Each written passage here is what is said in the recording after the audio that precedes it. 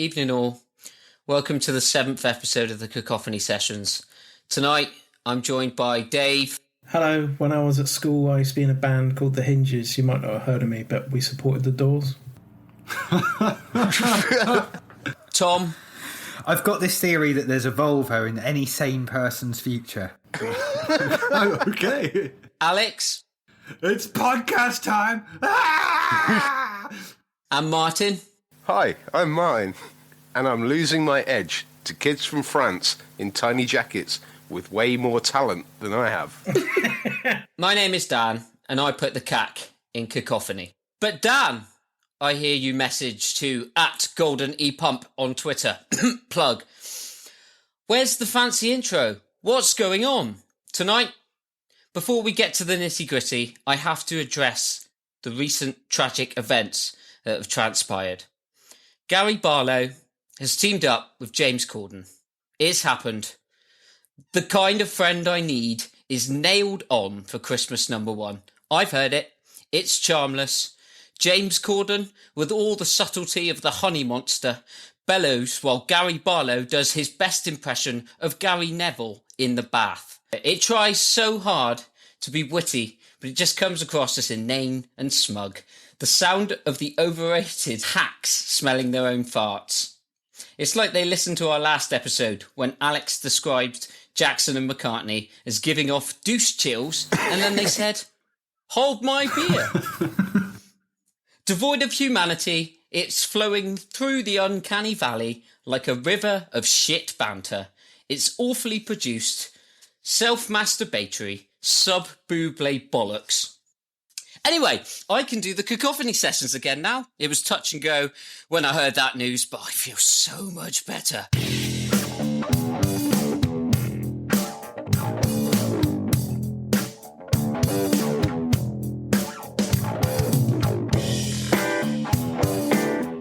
Festivals! Tonight we're going to be creating our own fantasy festival, Cacfest 2020.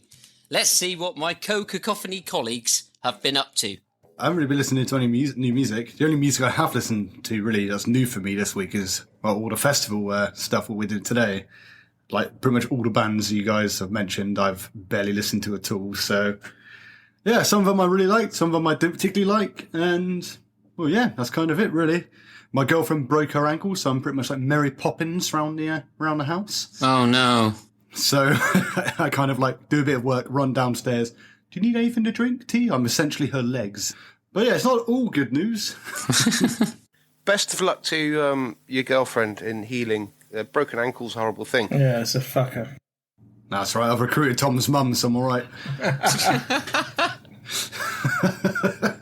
Can you remember in the Voodoo Bohemians when we did the wedding gig and I did a 6-hour band practice with a broken ankle and I didn't know it was broken? That was when we played that? White Wedding at a wedding, followed by Freebird. That's one of the highlights of my life, man. Playing Freebird at a wedding. Oh, wow, you were there too. Yeah, fucking hell, man. That was fun. That was fun. I just remember I was the only person that dressed up. I had a suit in that, like dressed for the occasion, like it's a wedding. Whittle and must everyone have else been just wearing turned in like a t-shirt and jeans, except for Whittle. No, who had like a it bright white was suit red. or something. It was red. That was the red suit wedding. Yeah, everyone was that the one where everyone wore black but Dan wore red? Yeah, that was it. So musically, I haven't had as much time as I'd like because, as you can see if you're on the video, I picked up adopted a dog on Friday who's lovely, but takes quite a lot of time. But no, musically, I'm going to mention this now, even though I know there's a sort of ban on it, but I sort of have to because it happened yesterday. And I know you're going to say, "Here we go." It's pumpkins time. It is, but the album did come out yesterday as we record this. So why are they always releasing something, these bastards? Well, they won't be again for a while, so you're quite safe, Dave. I know the album's had really mixed reviews. It is what it is. It's a decent double album that will be good to listen to when I'm cooking dinner. It's not going to set the earth alight, but as an addition to their sort of canon of work, or their body of work, it's perfectly good, and I will really enjoy it. I also found Sigur Ros have released I only recently discovered they released them a while ago. 2 tracks as tasters off their album that's coming out next week. So I was listening to those quite a lot. And as Alex said, doing some research ready for this evening. Martyn, what have you been up to? I've had a pretty heavy week emotionally. I'm not going to talk about it, but it's been pretty fucking mental. All to do with all of the work I do and everything. But anyway, I've been listening to a band called Salt, SAULT. I discovered them on the wonderful Six Music. Absolutely fucking really into Six Music at the moment.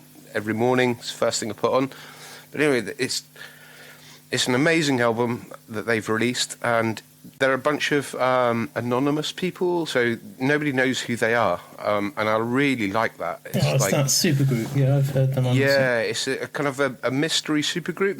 They're all really accomplished. You can hear it, but nobody knows who they are. And they're really tied in with the whole Black Lives Matter thing. I'd love it if it was Chubbawamba.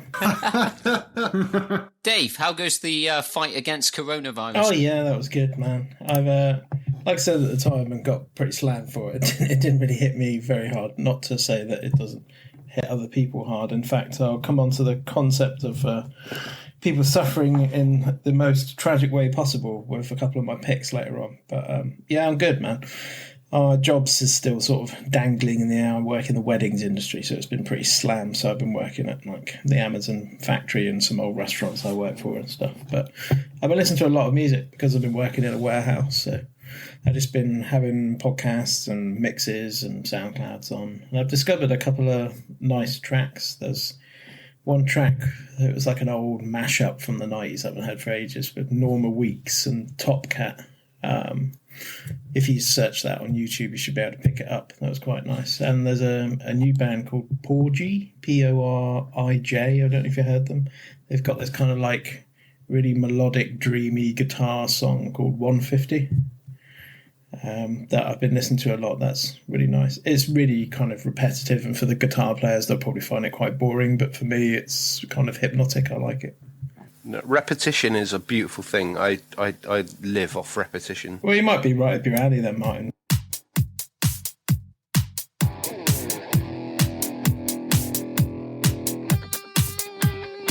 Tonight we are going to be talking about festivals. Now, there aren't any festivals this year because it's been a shit heap of a year. And we thought the best way to remedy this would be to come up with our own dream lineup festival. We're going to have it over 2 days. The concept is going to work thusly. We're going to have day one is for any currently active bands, as defined by if their Wikipedia description says that they're currently active. So yeah, that'll do in terms of our security of information. We will pick 2 bands per genre, but there's going to be 5 genres in the form of a stage. So we're going to have a pop stage, a rock stage, a dance stage, a hip hop stage, and then a other stage where we can fit maybe something a bit different in there for you. So we get 2 picks on that. Day 2, same format across the 5 stages, but we get 1 pick, and the artist can be any artist from history. They don't have to be currently active or currently alive. So we can pick anyone at that point. However, as a caveat to this, anyone at any point in any category can play their wild card. Now, we don't know what these wild cards are, so that's where some of the fun's going to come from, because we're going to throw out some surprises at each other and then just see how it goes, see how this festival is going to pan out. I don't know which stage I'm going to go to, whether I'm going to be absolutely bollocks to not remember any of it. So this might go well, might not. But then, hey ho, this is podcasting. It's going to be wild. As there are some things on here that people might not necessarily have heard of themselves. So we'll be giving you some recommendations just to live performances that you can check out, and good material, good periods to check out on YouTube and things like that. The first stage on day one. So this is for our currently alive, currently active bands and acts and artists. So we're going to start with the rock stage. Now, before we get into the acts, what are we going to call our rock stage, guys? Rock stage. Hit the nail on the head. Hit the nail on the head. The hit the nail on the head stage. Are we just going to name them all after Martyn's catchphrases? I mean, Wow. Sounds like a very good idea.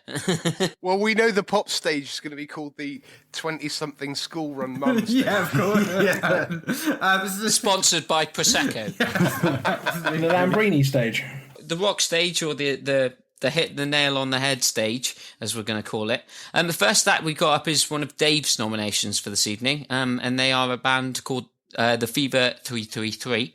And they are a rapcore band. Dave, why should we go and see them? They are a band fronted by a lead singer, which I've seen live a couple of times before.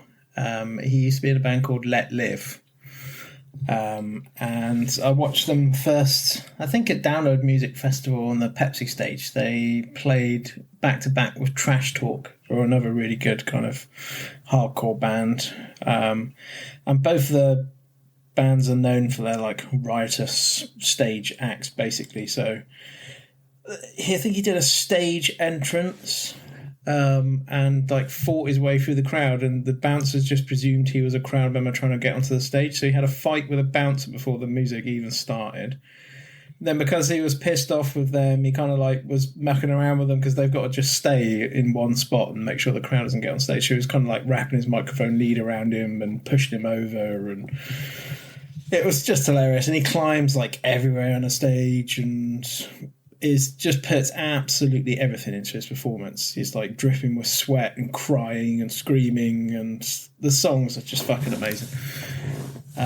So that was one of the performances I saw and just thought, this is fucking incredible. And every time he's got a new music project, I'm just following it and watching them. But yeah, when I was looking back at kind of performances which I've seen before and what were really good, they were really good. And back to back with Trash Talk again, I think Trash Talk were similarly riotous and broke all their equipment and guitars and got into fights with people and screamed, trashed the fucking tent because they're never coming back to this piece of shit festival, was what I heard at the end of that gig. So I enjoyed that.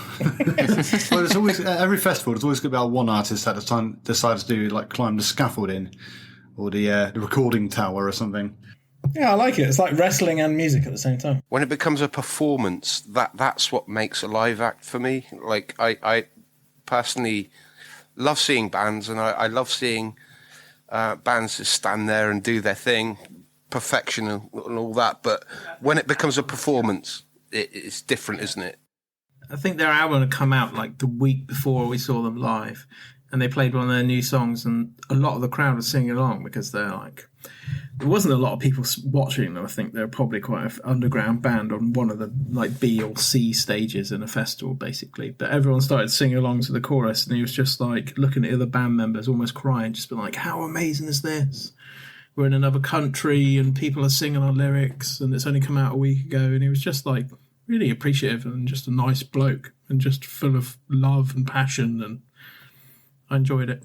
And me and you are both Shame fans, and they are performance artists as well. Yeah, exactly. The passion comes out, doesn't it? I think in rock music and punk, I want my acts ahead of all other genres just to be passionate about it. Yeah, definitely. That was your other pick, Dave, wasn't it, Shane? They're a UK band. They're probably best described as a post-punk band. They're quite young lads. They still are. They're probably only 2 or 3 years old as a band. I listened to a song called Concrete. Concrete's amazing. Yeah, very good. Yeah, that was good. Last Rizzler is probably their most famous song. The thing I get from Shame is I think Steve Lamacq described them as a band that enjoy being in a band. And I was just like, you get those bands where they just, they hang out together, they go to the pub together and drink together and get drunk together, and then they go to the rehearsal room and they play their fucking music. They're just loving their life at the moment. I watched a YouTube video of them, like, someone gave them some money to go to a record shop when they were in Germany or fucking something, and they said, just pick out some records that you like. I think they picked out like Parliament and Charles Bradley or something. And they were high as hell, and they were just like, it reminded me of my days when I like went to local concerts and went to sort of stuff in the UK where there was quite a resurgence in the early 2000s that I'm sure Tom will talk about later with sort of British rock and roll. And I saw some great bands. It just reminded me of that sort of era, So, they are passionate about the music. The music that they're playing is really good, and it just invokes kind of like a sense of joy when you're listening to them. You just think, yeah, go on, lads. You're having a great time, and I'm loving the music you're playing. So I've seen Shame a few times just on YouTube, and I'm not live. And I've actually found myself really liking them. I think they're really cool. It's definitely a sort of that punk vibe, but it's almost like a bit of an indie sound, but punk. You know, we spoke about this before and say they're a little bit like Idols or a few of those other bands that have sort of come out, but unlike them, they're not like massively political. They are more just sort of talking about the fun of life or kind of like odd things that they've experienced, and they're not really trying to change the world. Like you say, they're just having a laugh, and that's what I like with their particular music. One thing I love about them is that the singer seems that he does a like a Tom York type thing where it sounds like he's singing through clenched teeth and he's disgusted at things sometimes. Like there's a song they do called Gold Hole, which is about a gold digger, like a young girl who's shacked up with an older bloke and fucking, you know, and he's singing it like it disgusts him, and I really like that. He's really expressive, and he puts everything into performance. Again, this will be like a theme I'll go through. They gave me a bit of a Britpop vibe. I listened to 2018 Songs of Praise, where a few of the tracks on there it gave me a little bit of a Britpop vibe to it, but a bit heavier than that. It was good. I liked it. But I should point out at this point that it is Shame with M for Mike, not Shane, as I misheard from our last episode, and tried to Google and was reminded of the existence of Shane Ritchie, who may look like my dad, but is not what I want to be reminded of on a regular basis. Next up on the Nail on the Head stage is one of Tom's acts called My Vitriol. Yes. Oh, yes. So the reason I picked this band, apart all but one act that I've picked, I've seen live because I thought that was just a better way of doing it. The rock stage was the hardest one for me to pick on because it is my genre. It's what I listen to. Most of the bands that I like have long since gone. And I was only allowed one resurrection, so I had to pick carefully. But the reason I went with My Vitriol is My Vitriol, I bought everything they released when they first arrived on the scene in the late 90s, early 2000s, which was, as Dave was alluding to, a real sort of golden era for rock music in Britain. And it's poppy and shoegaze, and there's big choruses, and it was great to sing along to.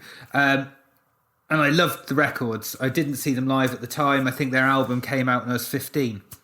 But on my 30th birthday, they announced they were going to do an anniversary of their album coming out. It was 2 consecutive nights where they played like a 2.5 hour set each night, supported by 100 Reasons doing an acoustic set. It was supposed to be Hell is for Heroes, but they pulled out. So 100 Reasons did an acoustic set with My Vitriol afterwards. And a lot of people would like level at the band. It's a bit too poppy, but like live, those guys really, it was brilliant. There was plenty of volume. It was heavy. The singer's vocals are incredible live. They put on a good show. They're really, really good fun live. Hopefully they released the Secret Sessions 2 years ago. And there's been talk of a new release since. I mean, that's the second thing they've released since 2001, so they're not exactly prolific. But there's talk of a new album in the pipeline, and I think they'd be fun to see live. And it's that sort of shoegaze experience, and I don't think anyone else has picked anything with that sort of shoegaze flavour to it in quite the same sort of heavy way. So that's why, apart from me on other stages. I tell you what, Tom, every time you say the word shoegaze, I get a little flutter in my heart. Well, I've got to admit, like, I haven't really heard much of them, so today I went on a bit of a YouTube journey, and I did really like them, actually. I found a couple of old festival recordings from, like, I guess their heyday of, like, I don't know when, I can't remember the date. 2001, 2002. Yeah, the original release of the album was 2001. They recorded, when they went in to record the album, they'd only recorded 7 tracks and had to write the rest in the studio as they went along. And so, yeah, the album came out, they got signed without ever having played a gig, I think. It's a really weird story. And yeah, so they 2001, 2002, then they released Mood Swings in 2003 and disappeared off the face of the earth until 2007. And then they've just sporadically come back and played gigs and released new music every so often. Next up is one of my picks. We're going to go for a bit of psychedelic rock with Tame Impala as my pick. Nice. Everybody knows Tame Impala, hopefully. Yeah. I do now. Australian. I love them. I think they're great. Kevin Parker, it's one guy, essentially, is his project. It started out quite alternative rock, a lot more guitars, and he's kind of drifted towards synth pop a little bit recently. I like that. I think some of the live performances from the modern era, from Glastonbury last year, it just adds to a good atmosphere, and I think Tame Impala would be a good band on the rock stage to get everybody in the mood for a bit of a party, because it's quite sing-along choruses. Yeah. There's some funky bass lines in there, some really really great synth work, stuff like Let It Happen and The Less I Know, the better is good, yeah. yeah, took the words right out of my mouth. That's probably my favourite song Oh, of the theirs. bass is amazing on it. It's almost like disco music. Yeah, it's just incredible. It's really funky, and it's a great way to really build an atmosphere. They had an album out this year, which had the single Borderline on it. It was good. The album itself I didn't think was as good as Currents from 2015, No. but they're definitely still at the top of their, Kevin Parker's definitely still at the top of his game from a live perspective. I can see he's regularly doing US chat show appearances with snippets of stuff that's really interesting all the time. So that's why Tame Impala are on the list there. I think they're great. I think they're great, but they're well. not a rock stage band. I agree, 100%. I do sort of take slight umbrance to it's not a rock stage, because rock is such a broad genre. It's huge. I was going to defend my pick by saying if you listen to some of their early stuff, like the single Elephant, which I think is on Lonerism. Oh, Elephant. Yeah. Elephant's great, and that's just a guitar-based rock song. And some of their early stuff is just alternative rock.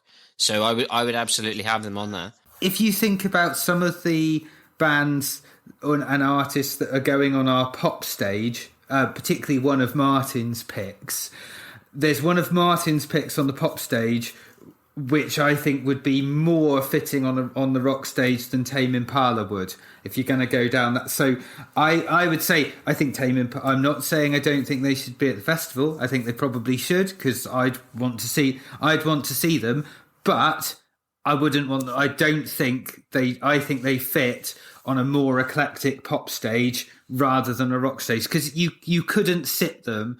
Like, you go through the acts we've seen, so we've talked about so far. You've got Shame, The Fever 333, and My Vitriol, and several of the other rock picks to come, and they don't sit in that group. They don't sit with that group as well. If you're curating a festival, they don't sit with that group at all. They seem like a very Glastonbury band, don't they? Yeah. You know what I mean? Yeah. Like Yeah. a band like the Flaming Lips or Absolutely. something, like where you wouldn't put them on any other festival except for Glastonbury. But There's a here's few the hippies. dichotomy with that. I wouldn't put them.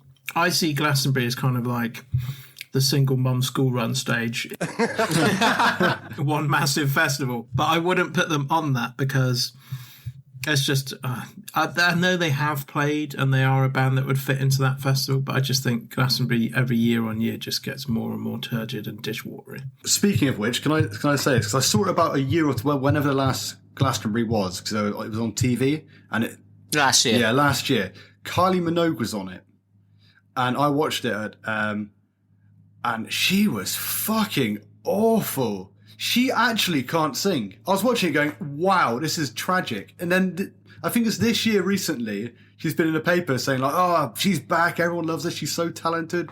And I was watching it going, wow, like, she is genuinely rubbish. Like, how much of that is fucking auto-tune?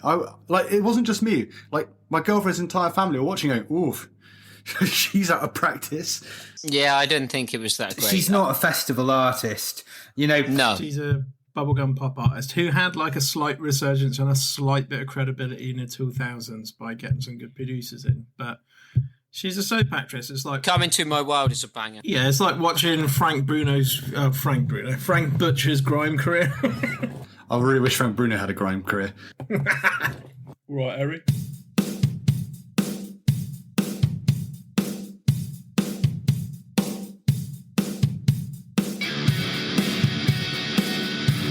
So whilst there may not be the general consensus that Tame Impala belong on the rock stage, but they absolutely do, the next band you can't really argue that they wouldn't belong on the rock stage. It is Gojira, and this is one of Al's picks. Al, Oh, hey. Gojira. I'm going to go on record and say they're the best French band ever. Oh, I don't know. There's some good ones. Air. Yeah, they're better than Air. Daft Punk. Better than Daft Punk. Alcest. Better than them. There's another band coming up later that we'll get onto as well. Yeah, they're not as good though, so it's all right. Don't worry about it. Yeah, I just absolutely love Gojira. I love their drummer. I like how it's not about the drummer's very quick on his feet, especially, but it's almost like we were saying before about repeating riffs and all that stuff. I just find their music weirdly hypnotic when they're live. If you watch any live videos, which I'm pretty much glued to because I just really want to see them live, it's just how they synchronize all the lights with the feel of the songs, and because the double bass is blasting, there's a lot of strobe lights going off. And I'm not sure about you guys, but if you ever see a band like on a YouTube video, like live at Reading or whatever like that, the best bands you always go, I really wish I was there. They're not necessarily the bands you think are the best, or the Gojira are the best French band ever. It's more the ones that get everyone jumping. You know, when you see those videos and it's just, it's almost a wave of people enjoying one band, you know what I mean? Like, it's the reason why, like, Limp Bizkit would be good live, because it even if you don't like them, if you're on a foul, so, like, you know, in a crowd of, like, 20,000 people jumping to break stuff, it's going to be way better than, you know, I don't know, watching a bit of shoegaze with 20 other people in the other tent, you know? Like, whoa, shots fired. Shots fired! Pew, pew, Speaking pew, from pew. personal experience last year, going to see Slipknot at Download, I can safely say that I am now at the age where I do not need to be caught in a circle pit with over 20,000 other people. Yeah, you go to the back. At every gig, I'm at the back. oh, no, I'm not. Never. Gojira is one of the picks one of other people's picks that I've seen, and it's a really great atmosphere. And I think that the problem that we have is that I saw Gojira a very long time ago, and in about 2012 they suddenly got good, because I was aware of Gojira in like 2003 when The Link came out, which I thought was a pretty subpar metal album, to be honest. That's their first one, isn't it? Second, I think. First one was 2001. I think it's their third, The Link. Magma was the one that I just don't like that one that much. In about 2012, unbeknownst to me, they suddenly got good, and now they signed to Roadrunner Records, the album before Magma's the second album on Roadrunner Records. And like most bands go to Roadrunner Records to die, I'm pretty sure. But Gojira have suddenly got really, really good. And I was due to see them at Download this year, and obviously that didn't happen. Oh man, they've been amazing since their second album, man. It's just, I adore that band. I think they're properly class. When I saw them live, they suffered from the same problem that a lot of metal bands suffer from, in that live the sound ends up muddy as hell because it washes around in outdoor venues. But I think the atmosphere would be great. And I was actually quite looking forward to seeing them this year, because the newer stuff is great. You're right. It's got the hypnotic feel to it that bands like ISIS have, which I really, really like. It took me a while to warm up to the vocals, but I think I'm just about there now. I like the vocals, but I mean, it's, as you said, it's just hypnotic, and I just love the drumming. And I mean, one of their songs is called The Heaviest Matter in the Universe. It's probably just got one of like the best metal riffs ever, and I would love to just be there just for that, kicking in for some. Yeah, a lot of it seems to be fun. like science or physics based. I think they're quite into that. Yeah, science or maths. Well, I know that the entire band, all the lyrics are essentially about like global warming and saving the planet. Essentially, they're just hippies, really. But I love it. I like their message. I love their second and third album especially. But yeah, anyone who hasn't seen any live videos of them, just what there's some, like, especially at some of the bigger festivals when it's nighttime, they're obviously on like last or second to last. They look amazing. We like a bit of European culture here on the Cacophony Sessions. Oui. Oui. This next band is one that I'm sure Martyn's going to have something to say about, because coming up on the Hit the Nail on the Head stage, please welcome the 9 Inch Nails. Ooh. What can I say about 9 Inch Nails? Well, this podcast could last hours and hours about just me talking about how much I fucking love this band. They're just Trent Reznor is literally one of the greatest musicians who has ever lived. He's like so fucking talented in every way, and just it's not just his music but his performance as well. Like I don't think there's any chance that anyone could go to a festival and not want to see Nine Inch Nails live.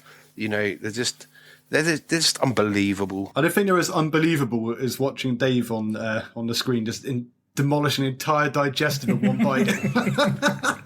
I think Dave thought that Martyn's description would go on for a bit longer, so he overestimated the amount of time he had to devour that biscuit. I've now got a gob full of biscuit. Give us some examples of particular live performances that people should check out. Right, on YouTube, there's a really great video, and just type in Trent Reznor trashing his synthesizers, and that's all you need to know about Nine Inch Nails. Like their Woodstock performance, when they covered themselves in mud, and like just they put on a show that, you know, it wasn't like a band up on stage that you're away from. They were part of the crowd. They involve the audience in their performance, if that makes sense. Yeah. And I love that. I love bands that go, you know, it's not us up here on stage, it's you down there, and that's what's important. That's great, isn't it? You can always tell when a band's a little bit fake. Like I remember seeing Guns N' Roses live at Milton Keynes, and because they didn't know how to pronounce Milton Keynes, he came on, he went, "This is my favourite city, Milton Keynes. Scream for me." Just think, you say the same shit every night. When they first came out, when they first started releasing music, I was banging onto everyone. I was like, "You're my mates." I was like, "You need to listen to Nine Inch Nails. They're great." And they supported Guns N' Roses, like, and it might have been the Milton Keynes show or whatever. But That's so Spinal Tap. So Spinal Tap. But yeah, and all my mates came back from the Guns N' Roses gig going, and I was like, "Oh, how's the gig?" And they were like, "Yeah, we really liked Nine Inch Nails, like more than Guns N' Roses." And, you know, it said a lot, you know, and this was a band, this was a musician, you know, it's all Trent Reznor. It was him in the early days of his life, and he managed to like outstage Guns N' Roses. You know, how do you do that? Man, Guns N' Roses must have been really shit that night. I'm sorry, I've never been a Nine Inch Nails fan, so I have a really hard time listening to this. I'm like, do you know why he was so good? He hit play and then walked off. There's nothing played on the stage. I mean, I know he's got a few like Marilyn Manson knockoffs around him sometimes playing, but Fuck off, Al. You have no idea. Oh my God. It's Marilyn Manson knocking off Nine Inch Nails, man. I saw Nine Inch Nails in about 2008, and the thing is, although the quality of his records is a bit up and down for Martyn will fight you. I mean, all of it's good, but I like some of it a lot more than others. But live, yes, definitely. Yeah. I want to move on from Nine Inch Nails because Martyn could be here all night, as he's threatened already. And we've got a lot to get through. Next up was going to be Shame, but Dave's already covered that. And so following that would be Sigur Ros. Oh, Sigur Ros. That's how it's pronounced. Sigur Ros. It is, yeah, but I'm still going to say Sigur Ros just because, you know, we're English. Tom, tell us about these. They're post-rock, I would say. I tried to count it up, and I reckon, including bands seen at festivals, I'm probably getting close to 1,000. And I saw Sigur Ros in Southampton in 2006, and they were the best live band I have ever seen in my life, by a way. So I love their records. It's post rock, but it's got vocals. It's accessible. You know, like they've soundtrack Hoppipollas, the soundtrack to Planet Earth, and then there's Star or Fur on. Wes Anderson uses Sigur Ros tracks on his films, and so it's really epic. But live, so their records are brilliant, but live, I don't know if you've ever been to one of those gigs where you just feel the bass vibrating through your chest, and the music is so euphoric, you just want to like make love to the person next to you, no matter who they are. That's the only way I can describe this band live. They are a band that everyone needs to see live.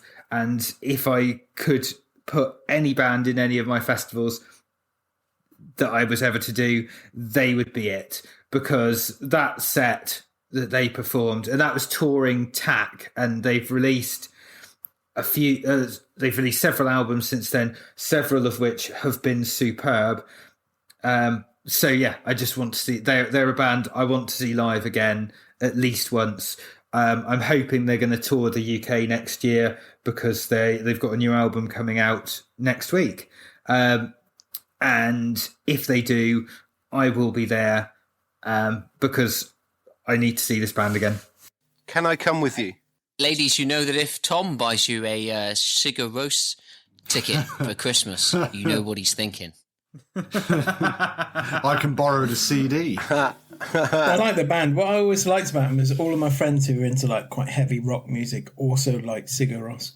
And it was just such a relief to, when we were at parties or having them around, just be like, I could steer them to a Sigur Ros album and just give me a bit of peace, because I'm not the biggest rock fan in the world. And to have like heavy rock 24/7 at the house parties. They're pretty cool.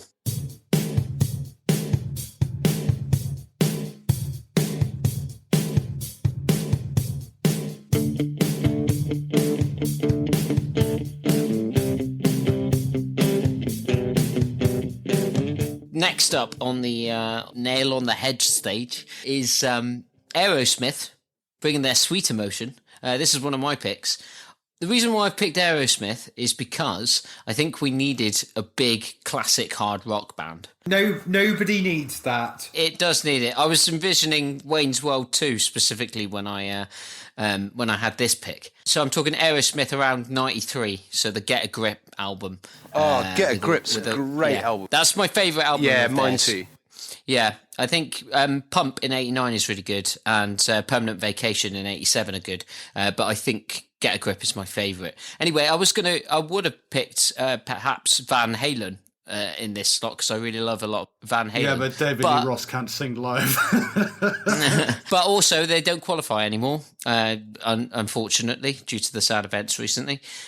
Also, I thought about Guns N' Roses as that kind of act, the big hard rock act, but I'm not so keen on what Axl Rose is currently bringing to the table. I know he's back with Slash, and it's all rosy in Guns N' Roses land, but Guns N' Rosy. Yeah, it's Guns N' Rosy, but yeah, I don't think Axl Rose could actually sing anymore, and hasn't been able to for about 15 years, really. I don't think he ever could. Come on, back in the day, I had a set of pipes on him. Come on. As Martyn knows, as soon as any guitarist plays a blues scale, I am totally not interested. So to me, it's just shit dad rock. This is a festival for everyone as well. We've got the Prosecco mums catered to a bit later on, but we need some dad rock at this festival. I think so. Nobody needs dad rock ever. After Sigur Ros had been on, obviously come with a lady that you've given a ticket to, and obviously you've expressed what those kind of songs make you feel.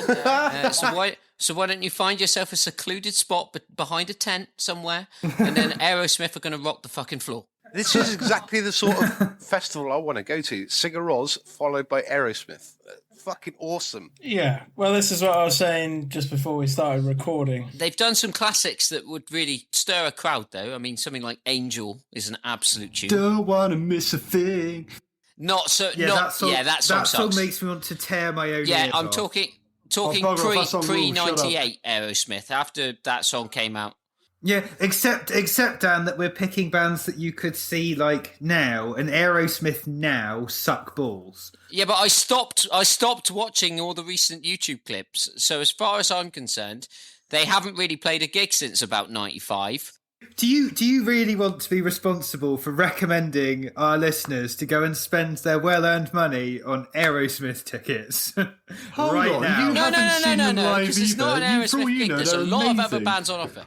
I tell you what, Dan, I'm with you on this. I'm totally with you. I totally get it. And I think the elephant in the room is basically Joe Perry, Who doesn't want to watch Joe Perry do his thing? For Exactly. fucking a couple of They, hours. they could even bring out Run DMC. Well, Yeah. the remnants of Run DMC. And yeah, rock the house. I think people forget about Aerosmith, about how fucking hard they were back in the day. Like when you look at their first album, Back in the Saddle. Oh, And then they got Toys in the Attic, yes. which is really good as well. They're a great band. Yeah, they really are. They really are. I'm on your side on this. No, I love Aerosmith. And I was saying before I'd seen them like maybe a couple of years ago, maybe 2-3 years ago. And they were headlining one of the days at Download, I think.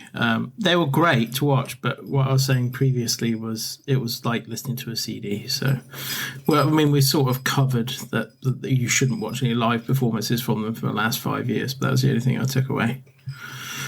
And this is going to be keeping on going on. I want to see bands in their heyday. I mean, I had a massive conversation with the guy I was with at this festival at that concert. I was like, this is why I like bands like Shame and the Fever 333 and young bands, because they're hungry and they're excited and they want to give you a performance. And older bands are just going through the motions so they can pay for their kids to go through college. Following Aerosmith is one of Al's picks. This one is Don Brocco. They're a alternative rock group from Bedford, I believe. I just learned that. Yeah, like I'm not sure how it's pronounced. I just thought it was Don Broco, but either way. Yeah. Well, either way, it's like this is a band I'm not. It's sort of band I'm not. It's not usually my sort of thing I'd listen to. Like it's just kind of a pop rock sort of band. Weirdly, I think they supported another band I like called Creeper at the Underground in Plymouth, which is one of our sort of local venues, and it's very small. And that was only like 4 or 5 years ago. And their popularity has just skyrocketed. My brother actually got me onto them. I listened to the album Technology. I think it's their second. I listened to that earlier. That one track anyway, but it was pretty good. They're a really good band. One of those bands where you listen to the album and at first you're like, it seems okay. And then you'll listen to it again, and before you know it, you're singing every song. I saw them live about a year ago, and at this time I'd only listened to the album like once or twice. I wasn't as big a fan, but they completely turned me into a fan because it was probably the best gig I've ever been to. The energy they have. It's kind of like you guys are saying about being in their heyday. This is like them at peak form. I mean, they're headlining it would have been headlining some massive festivals with some really big established bands. Like, I couldn't believe some of the, like, I can't think off the top of my head which festival I saw, but it'd be like, bands like Fall Out Boy or something. Some like bands which, not my cup of tea, but you'd expect them to be high up a festival list. And they'll be bumping out loads of really, but anyway, doesn't matter about that. But they are just a really, really good band, and they put on a hell of a show, and they're impeccable live. Like the energy they have, like they sound pretty much like they do on a CD, if not better. The main vocalist, I think he's really good, but he's got a kind of weird range where it's kind of mid to low, which is not normal for most lead vocalists to be. And he's still got a very predominant English accent whilst he does it. So there's something about him which I think is really good. And weirdly, they all dress like they're in like Men Behaving Badly season 2 or something. They have like really like extra large t-shirts, but like tucked into tracky bees. You know what I mean? Are they quite a young band? Yeah, they are quite. Well, I think when I say quite young, I think they're weird. I think they're probably like my age, around sort of early 30s. I think they've been around for a bit. They actually started off as a bit more of a metal band, but they obviously at some point got a bit older and thought, no, we'll make just catchy songs that everyone will like, and it seems to work because they're pretty big. I liked what I heard. Really good. I'd recommend listening to the album Technology. The one before it, it's got some really good songs. It's not quite as good, but the album Technology is just every song is pretty much a banger. They're just really, really good. Can't speak highly of them, really. Yeah, that's it, really. Just go watch them. They've got this. They've obviously invested in their live show recently because when I saw them, they had this giant sort of. It almost looked a bit like the Stargate, like. Yeah. Yeah, so it looked like a sort of Stargate, but with like neons and stuff, with a ramp and it was really good. Just go see him. And they weirdly have a cowboy going into the audience, just pretending to shoot people. I don't know why, but Well, that Random sounds is good. fun. It's random, but it's fun. Yeah, that's it, really. Amazing band. Check them out. Following Don Broco is, well, we're going to have to give Martyn some room again because Martyn, the final band on the rock stage tonight, I'm sure you're going to hit the nail right on the head with this one. They are Radiohead. Well, all I need to say about Radiohead is just say the word Radiohead. They are just the most perfect band who have ever existed in the history of music, in my opinion. Each individual member is equally fucking talented and just really, really good at what they do. And And sexy like BTS. Radiohead, man, what can you say? They're just, everyone knows Radiohead, everybody. I mean, and their they've done a lot of performance festivals artists too. They'll know what they're doing. They know how to use the stage. Yeah, they you put know? on a good set at a festival. You know you're going to get a good set from Radiohead. You know you're going to get set. And one of my biggest regrets is not going to see them at Glasgow 97, you know, when it rained, when they did Paranoid Android, and it's the rain down bit. I don't think there's a better festival band, really. And they cover every genre too, you know, so you've got they rock out as well as they kind of do glitch techno stuff, and they're just the best. It's Radiohead, man, isn't it? Yeah, that's what we need. Radiohead, man. Well, I love Radiohead anyway, and I think we have talked about them on this show before. Moving on from the rock stage, we're going to move on and talk about the pop stage. What do we want to call this one, guys? 20-something school-run mum stage. Yeah, aka the Prosecco stage. Yeah, the Prosecco stage. We'll go straight in. First act, leading us off, is a very famous band, and this is one of Martyn's picks. This is Duran Duran. Okay, so when you said about the pop stage, I was thinking modern pop, but then I was like, well, no. I don't listen to modern pop music. I really don't. It's not aimed at you. It's not aimed at me. I cannot stand modern pop music, but when I was a young lad growing up and I heard Duran Duran on the radio, it just filled me with so much joy. And they're one of those bands, I think, that when really kind of alternative bands look back and get influences from back in the day, they tend to look back on really kind of mainstream bands. Duran Duran are one of those bands. They are really influential in a way that nobody really notices these days. So the reason I chose that band was because if you saw them live at a festival, you'd go, I remember that song. I remember that one. You'd just be like, this is pure joy. You know, you'd just be like, fucking, that's amazing. You know, that's really cool. Imagine bombing about a festival and you've watched all your alternative bands and stuff, and then coming across Girls on Film. You know, you'd just be like, yes, that is perfect. And I like Duran Duran because they were not a pop band in the day. They were really popular, but they were also they were alternative in their own way. You know, the whole synth pop thing back then. They were just great. I think they've stayed consistent as well, because I've listened to some of their recent albums, and there's some good stuff that they've done in the last decade or so, I would say.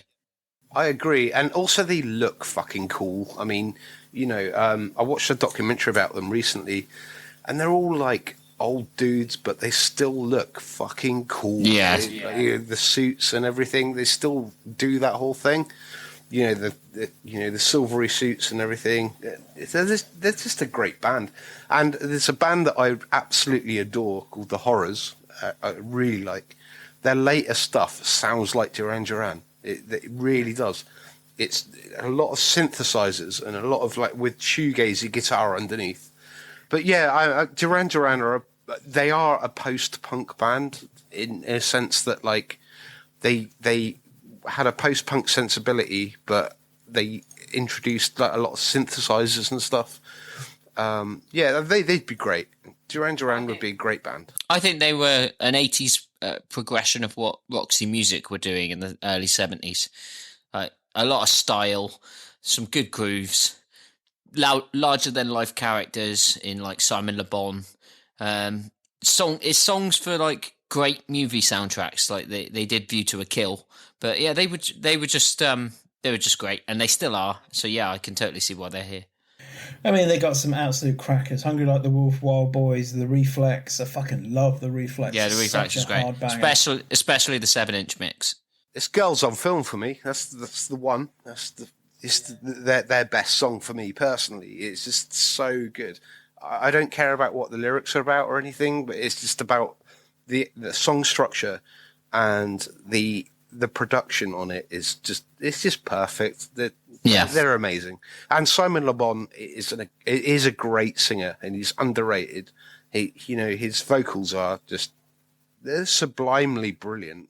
Well, I think the whole band is underrated, aren't they? Because they always hit that sort of super pop kitsch sort of niche variety, and their musicality was always sort of underappreciated because of it.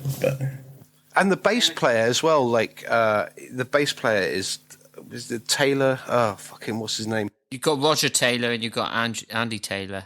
John Taylor. John Taylor, yeah. Roger Taylor's the drummer from Queen, isn't he? There was also another Roger Taylor who was a drummer in Duran Duran, I'm sure. But yeah, his bass lines are really complex. They're Stuart Zender levels of excellent. They were supremely talented musicians, though, because they went on to do a supergroup with Robert Palmer and the remnants of Chic as Power Station. I remember Power Station. Who actually did the theme tune to Commando, which I know Al will be familiar with. Oh, God, I love that song. We Fight for Love. So maybe even Duran Duran can give us a We Fight for Love rendition and really get the crowd pumped. Oh, man, that's like the best song ever. It's the most pump-up song ever. Somewhere, somehow. Oh, man, that song rules. We fight for love. I think this is an appropriate time to segue into one of your picks, which is up next there now. Example is on your list. Oh, yeah, like, examples...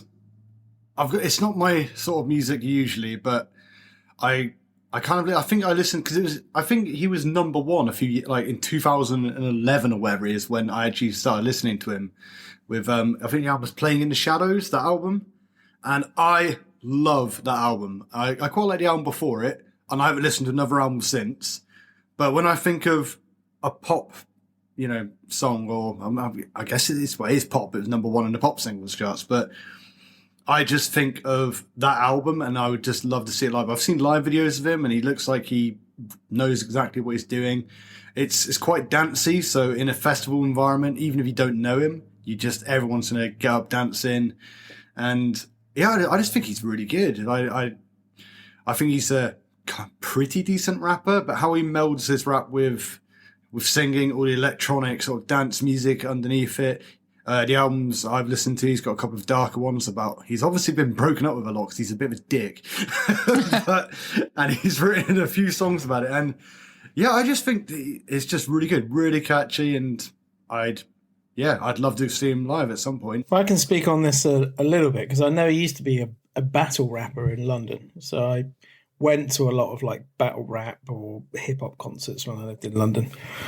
But I've also, when I was a sommelier at Borringdon Hall, he was playing up on the Ho on one of the concerts, and I had a conversation with him roughly about music and served him wine. And I know that he likes to drink Pinot Gris. Ooh. I actually found out about him through the Jim Jeffries, the comedian, because he has his podcast, and he was actually on the podcast. And he seemed like a pretty cool sound guy, and they alluded to the fact they've done a lot of cocaine with each other. But Jim Jeffries mentioned, and he's got a number one single in the UK right now. Never heard of him. I don't listen to charts or listen to the radio. So I just checked it out, and I was like, it just, really resonated with me. I thought it's just good, sort of fun, sort of dancey, poppy sort of rap music. Yeah, I sort of put him in the same sort of category as Calvin Harris. So yeah, a little bit. Yeah, I like Calvin Harris. He started off as one thing, and he's kind of gone hard into the production, which is good. Yeah, pop production. Well, it was Milo, wasn't it, who did the same sort of thing in the early 2000s? Yeah. The next artist is Bruno Mars. He's one of my picks, and Bruno Mars is electric. He's all right. Bruno Mars is a multi-instrumentalist. He gives great live shows. I mean, he was the best part of what was quite a poor Super Bowl halftime show with the Red Hot Chili Peppers a few years ago. But he's always a great performer. He's got some really good songs that are quite eclectic. Stuff like Locked Out of Heaven is very new wave sounding. It sounds like the Police in ways, but he can do funk bangers, 24 Karat Magic, and stuff that you would think Michael Jackson style ballads that are as good as some of the Michael Jackson better ballads, such as Versace on the Floor, which is a really good song. That's What I Like. His most recent album was really, really good. But live, yeah, he's got a lot of energy, which I think is from a lot of drugs. And yeah, it's real music. It's live instrumentation. It's funky. I think Bruno Mars would go down pretty well. I think he's got a level of credibility. He does a lot of New Jack Swing as well, and that's why I really wanted him on the list, because I really dig my New Jack Swing. Can I interject with quite an opposite opinion? Okay, go for it. I fucking hate him. You're wrong. Every time You're wrong, he but you're welcome. Every time he comes up and starts playing or whatever he's playing, I had some background sort of story about him, that he was a Hawaiian sort of cover wedding sort of singer to begin with. And every single song that I hear from him just seems to remind me of that. 24 Karat Magic is a fucking pure rip-off of Rick James. It annoys me every time I hear it. I have to play it at fucking weddings and when I DJ out, and it does my tits in that people dance like wankers to fucking 24 Karat Magic, but they don't know what fucking cold-blooded is. And it just riles me that everyone loves this guy so much and they have no fucking interest in the music which he's taken from. What he's taken from is that's great. not his fault, though. That's not his fault. That's not his fault. But he is the reason why I get annoyed with the music, because of people's ignorance. And I also think that he kind of like is essentially still that covers artist, a very, very good polished version of a covers artist, but he will take quite a popular song and rework it into his way in quite an interesting way, which I think is good. But it still doesn't escape that he's a cover artist. He's not an originals artist. Yeah, I think he wears a mask of a particular era at times. So he'll do an album that's quite 80s sounding and all his imagery is quite 80s. So he does wear a mask in that sense, that he's not a true chameleon like somebody like David Bowie, who naturally would go in a direction of his own. He follows the trends that are around him. But I think with that, he's the best example of the music that you can get to the top of the charts with, that we have. I think he does good funk songs, whether they're so inspired by others, like the Gap Band or like Rick James, like you mentioned. I think he does it well enough that I give him a pass. I mean, he's like, for like someone who's like 13 now, that like, they're not going to know who the Time are or anybody like that. I mean, it's quite rare, like, for like the bassist to be dancing as like with all the choreographed, other dancers and all the like other musicians all dancing as well. Like, that's a very 80s thing. And when you see any videos of him live, I've seen a few, it does tend to be, definitely of that era, but a lot of people just wouldn't have heard it. So it's kind of like Dave said, a lot of people won't get where the references are and where it's obviously a derivative version. It's just a personal frustration, and like dancers, it's probably not really his fault. It's just more my idiosyncrasy. The way I look at it, though, is like, if somebody hears Uptown Funk by Bruno Mars, which is a fucking fantastic record. It is a great record. Yeah. I think it's amazing. And they go, I want to hear more like this. And somebody says, listen to this, and they play them some Funkadelic or something. If there's just one other person that goes back and listens to that historical music that we love, then that is one other person. This is as good a place as any to move on to our next Yes, I agree. Our next act, which is an art pop goddess, Bjork. So this is one of Tom's picks. I mean, what else is there to say? I mean, it's Bjork, It's like everyone talks about... You hear people talking about how, like, Madonna or Kylie have reinvented themselves. I mean, I'm sorry, this lady has the monopoly on it, doesn't she? She is great. She's got She's got one of the most unique and fantastic voices on record, probably. She's got an interesting aesthetic. She writes interesting songs. She's yet to release a bad album. You know, I don't think she's put a foot wrong in her entire career, to be honest. I mean, she's gone up and down in popularity, but I think every record's been great. And I saw her at Eden Project, God knows how long ago, and she puts on a great live show. So she's our festival's version of, we were talking about Kylie Minogue at Glastonbury earlier being awful. Well, this is our version of that, but good. I'm not a big fan. What's wrong with you? She's got a Marmite voice, doesn't she? Don't know about I that. really like Bjork. I think she's great. The only thing she tends to suffer from, I think, is I've listened to a lot of her music and she's got a large body of work and it often sounds very similar. I disagree with Her that. albums, each album has its own aesthetic, but like, you can't put Madonna next to Debut. They're not. I mean, her voice, I can understand that her voice is so distinctive that it gives a consistent thread through the work. But, you know, like Madonna and Vespertine and Debut. Oh, well, that's and maybe the what more I mean recent then. stuff. I should have clarified further. That the music, the background is different, but it's the voice which is very significant. The thing with Bjork is she is very similar to Radiohead in that, like, she's genreless. There's no genre to what she does. She'll like come out with like something like Army of Me and then do like that fucking rom-com song, you know, I can't remember. It's So Quiet. Yeah. That's the one. Yeah, you know the one. That's Dan. the one that everybody knows, isn't it? It's So Quiet. But it's not really representative of her body of work at all. I like Army of Me. That's my favourite Bjork song. Army of Me is amazing. All is Full of Love is brilliant. Yoga. My problem is that I bought all the more recent albums on vinyl, and so I never really paid any attention to when one track ends and another one begins. So I couldn't tell you the names of any of the songs. The Sugar Cubes are good as well. That was the band she was in before she went solo. They've done some good stuff. Their song "Birthday" is the song that I used to put on at anyone's birthday. And nobody ever seemed to get it. Ruining birthdays. It is quite obscure, but it was a chart hit over here.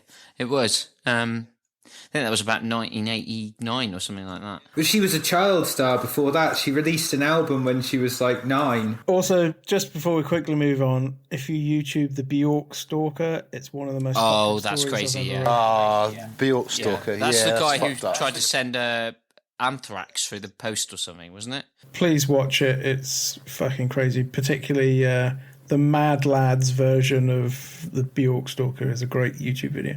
Moving on from Bjork, Dave, let's let you talk about something you do like. We've got Michael Kiwanuka. Oh wow! Is your selection on the school mum run stage? So he's been around for a while, but I only discovered him in 2019. He's great. He's like a really interesting musician. I can't even remember where I heard him. Perhaps I discovered Money at the gym. That's how I discovered that song. Yeah. I think me and you actually talked about that. And I said I'd copy it. So I bought a couple of his vinyl after I'd seen an interview with him. I'm not actually sure where it was. Maybe it was. Oh, that was it. I think it was the Adam Buxton podcast. He might have been on there. But he's a really interesting guy. He's like obsessed with Neil Young, and you can really see that influence in his music. He's obviously like a black English guy, but he's sort of blends soul, funk, and folk in like a really interesting way. Yeah. And the chords that he plays and the way that he sings is just beautiful. I think he's really good, and he sort of weaves between those sort of three genres. You Ain't the Problem is a great track. I listen to quite a lot, which he talks about. It's about himself and how he used to beat himself up a lot about things he'd made and mistakes he'd made in the past and other things. And he used to have to try and tell himself, like, you're not always the problem. You beat yourself up too much about things. But the content of his songs is just really nice, and the way he sings is just really soothing to me. I anytime he's in the same sort of category as Sade for me. If I don't really know what to listen to, I'll put him on because he's just like so soothing and so nice to listen to. That is a really good choice. I've recently been hearing him come up on Six Music, and he won the Mercury this year, I think. Great guitar player, though. Like an unbelievably, beautifully restrained guitar player. Like he plays in a sense that like he's not trying too hard. He's just like he's almost like Jeff Buckley, you know. Yeah, absolutely. He now I think of it, he's almost like a Jeff Buckley character. So I'd sort of put him in that same sort of category, like really gifted kind of folk rock artist. The next artist for your entertainment, I'm not sure they belong here, Martyn. U2. They shouldn't be there just because no one likes U2. Fuck off. I like U2, but on the pop stage, I struggled with the pop stage, didn't I? And I was like, well, you know, everybody knows U2. They're popular, and they're popular for a good reason. They're popular because they're fucking brilliant. Can we swap U2 with Tame Impala, and then that's problem solved? I will agree. I like both bands, but I think they're then in the right place. Yeah. Okay.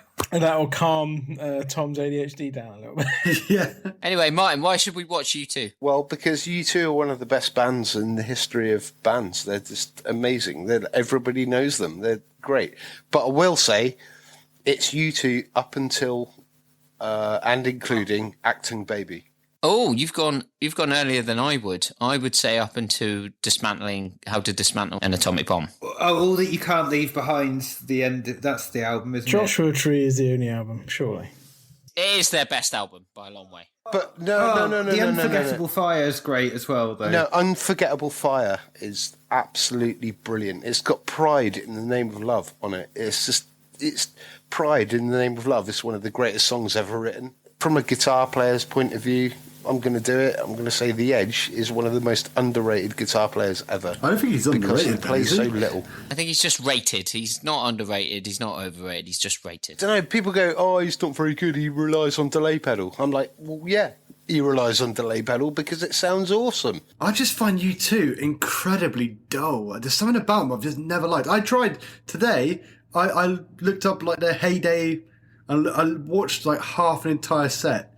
And I just can't get on board with them. Like, sorry, I shouldn't be ranting to you guys who actually like them, but I just think they're dull as dishwater. I always think they suffer from the same sort of problems that communism had. On paper, great. In reality, it just doesn't seem to work, and I don't know why. You can tell, yes, the musicality is good. Yes, the songwriting is great. The lyrics are great, but it's just something that doesn't click. It's not like I finish listening to it and go, I need to listen to that another 10 times. It's just, all right, well, that was good. I'll just carry on living my life. There's loads of bands where I just don't like, but they're really popular. Like, but I get why they're popular. But U2 is one of those bands to me where it's completely lost on me. I just don't get how they got so popular. Like, Joshua Tree is one of the biggest selling albums ever. And I just don't get it. I'd say I might listen to the Joshua Tree once a year. And there are a couple of... The thing is, most people, like, I know that we go and buy albums to listen to an album and have the journey of the album a lot of the time. But most people, I'm discovering more and more that people go and buy the album because they like one track they hear on the radio and they feel that buying an album is better value than buying a single. So I think the Joshua Tree has sold so well because people love With or Without You. And Where the Streets Have No Name. That's exactly what I said last week about Thriller. I think there's an argument there to be had that there's a similar effect there. People are buying the album because they're the popular songs. The reason why U2 are worth having at a festival, I'm going to say there are some bands who have been going long enough and have had enough good singles to do a good set. Greatest hits set. And I think greatest hits set. A U2 greatest hits set would be great. If you're going to go see U2, you want to hear like Where the Streets Have No Name and stuff. And I'm they are like unconditionally brilliant songs. They're just brilliant. They're just perfectly recorded, perfectly written. And no matter what you think about the members of the band, and I know it's this internet trope of, Bono's a wanker or whatever, but he isn't actually. He's a decent guy. Oh, I don't know. To be fair, he is a fucking amazing vocalist. Yeah, he's a great vocalist. Yeah, I'd have him at the festival. There's always the chance that, as well, that you could get like a rattle and hum incident where Bono tries to be Jesus and it's just awful and funny. So we could always have that to fall back on as well. He might go too far. He might go full Bono. There's a lot of songs that I do like. Hold Me, Thrill Me, Kiss Me, Kill Me from the Batman Forever soundtrack is amazing. But when it comes to songs that I love by U2, I mean, I've listened and listened, but I guess I still haven't found what I'm looking for.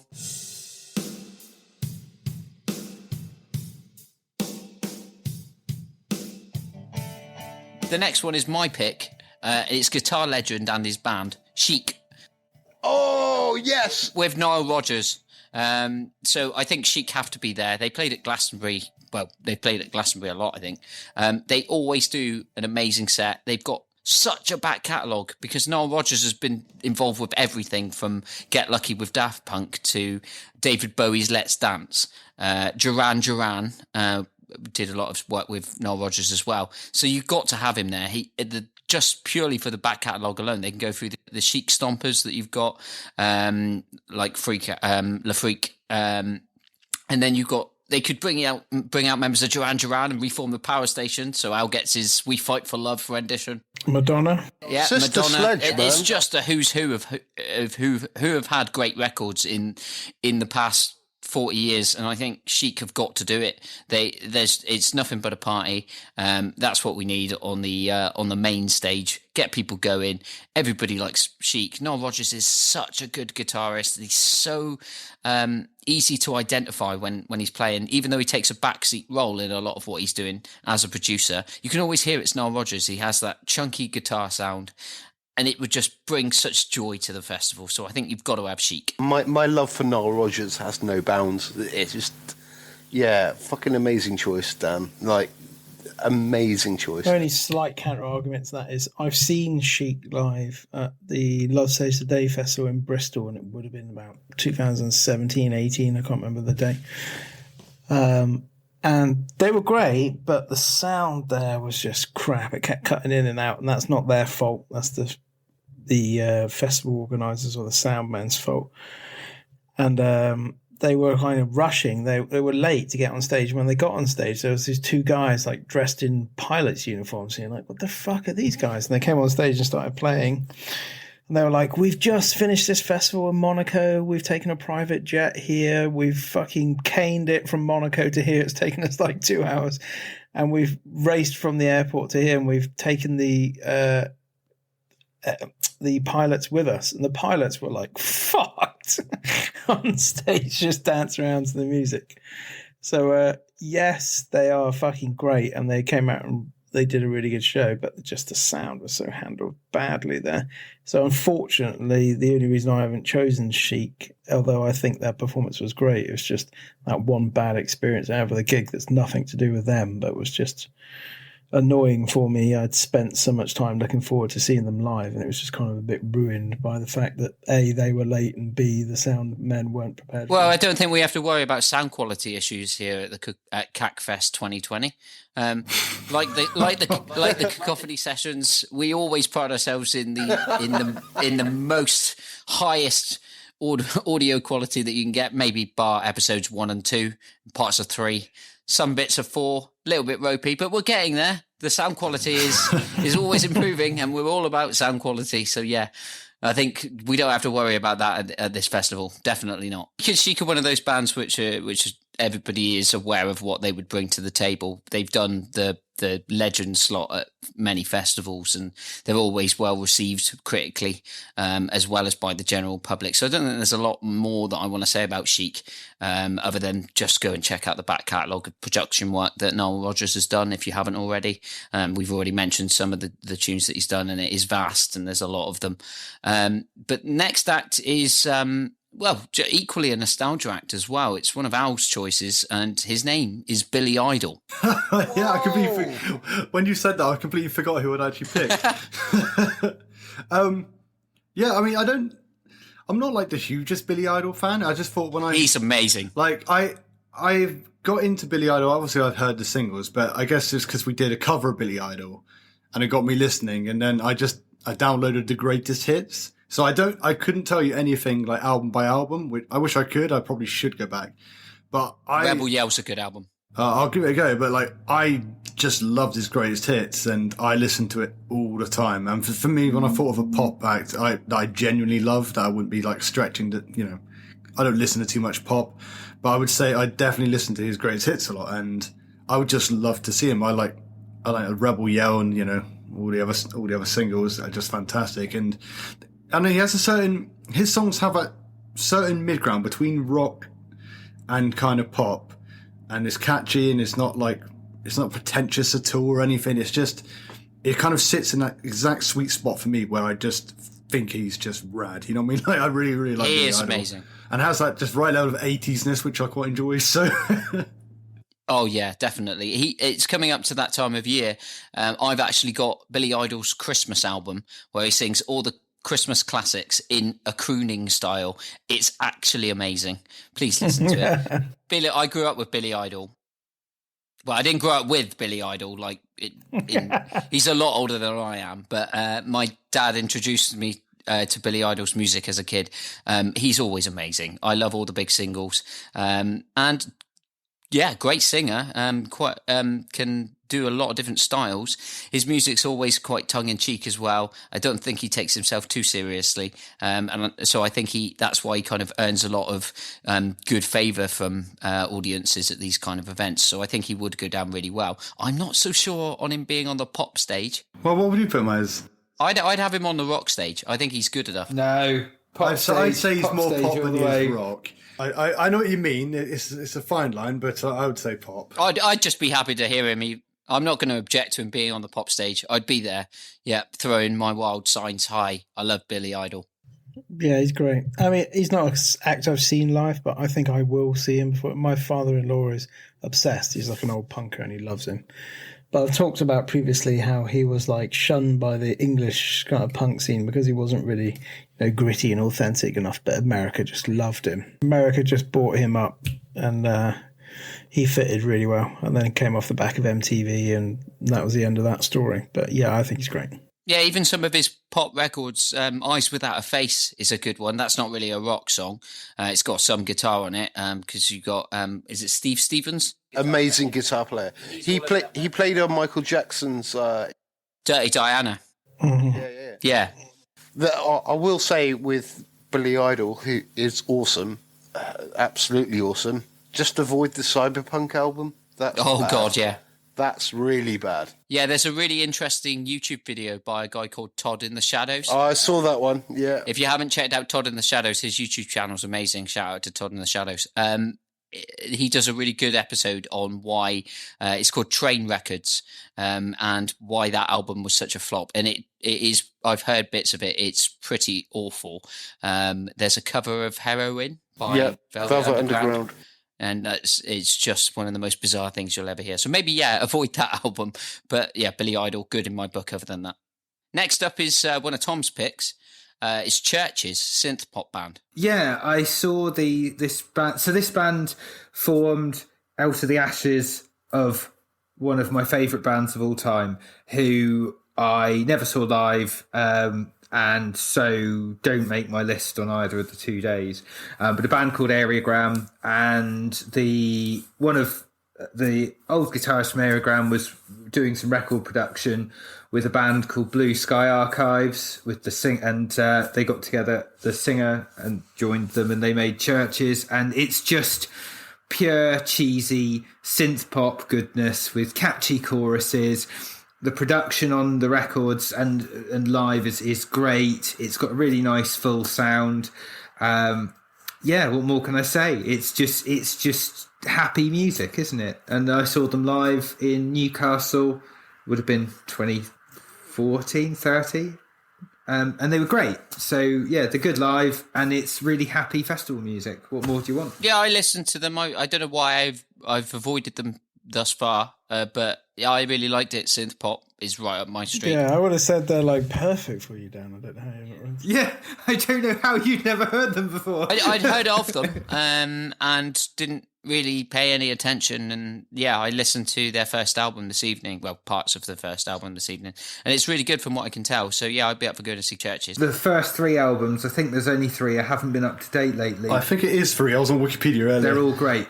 I really liked him. It's not my usual sort of music, but I did find that I listened to the entire set when I was at work today listening. And yeah, I really enjoyed them. I just think they're quite unique. And did you listen to a live set? Did you, Al? Yeah, I did that for all the bands we've got on here. I just went on YouTube, put their name in live, and I just tried to get a live experience. I think, well, we're going to be doing festivals. But yeah, Churches, they can do it live. She's got a hell of a voice. Mm-hmm. Yeah, she has got a hell of a voice. And the songwriting's great. I think the thing that makes me like it so much is it's synth pop, but you can tell that a lot of it was written by a rock guitarist. And I know that sounds weird, but when you listen to it again and you hear some of those chords, it almost sounds like it was written on or for a guitar first, particularly when it goes big. And I think I can sort of hear the echoes of the rock bands that they were in before in what they're doing. And I think that carries me along. Also, the other guy, the male voice sounds like a lot like the vocals in M83, which is also fab. We've got one more act to go on the School Mum Run stage, sponsored by Prosecco. And that's Dave's pick. And that artist is, well, it needs no introduction really, because his name is Stevie Wonder. The best gig I've ever fucking been to. The Barclaycard Festival that they did in London and Hyde Park. It was him, Pharrell, Charlie Wilson and Omar on a bill. Just fucking incredible artists, back to back to back. Stevie Wonder played about a fucking 4-hour set or just something nuts. Yeah, he's just hands down the best artist I've ever seen live. His body of work is fucking incredible. I think the man's a genius. I don't know if I put any artist ahead of him. I'd love to see him again, and I just think his album that he's released this year is just fucking phenomenal. Did you know he was blind? Yes. One of the things I said when I came back and bigged all this album up to like my dad's drinking buddies down the pub is like, I went to go see Stevie Wonder, he was amazing, and some old twat just went, he didn't see you. Oh God. Oh dear. Stevie Wonder's great. And I think I'd really love to see 70s Stevie Wonder around the Superstition era. And yeah, he was incredible then. The band he used that had Michael Sembello in it, that was a tight band in the 70s. They were funky as shit. But I've listened to latter day Stevie Wonder shows. It doesn't quite have the same appeal for me. I think he goes a bit show tuney. So I haven't really listened to too much past about 95. I think he had a live album out in about 95 called Live Wonder or something like that. It's good, and he does a lot of the classics, but there's something about the way he performs them now that feels like a greatest hits medley, and it takes all the original soul out. You listened to the album he released this month? I haven't. I didn't. I wasn't aware that Stevie Wonder had a new album out. This is news to me, and I'm shocked. In his 70s, he's released an album, and it's fucking great. It's as good as So What's the Fuss album that he released in the early 2000s. Oh, A Time to Love. That was it, yeah. So, yeah, he's just fucking great. And when I watched him live, I didn't feel cheated. I've watched a lot of legends later in the day, and I've always thought, I wish I'd kind of seen them in their heyday. Stevie, I didn't feel that at all.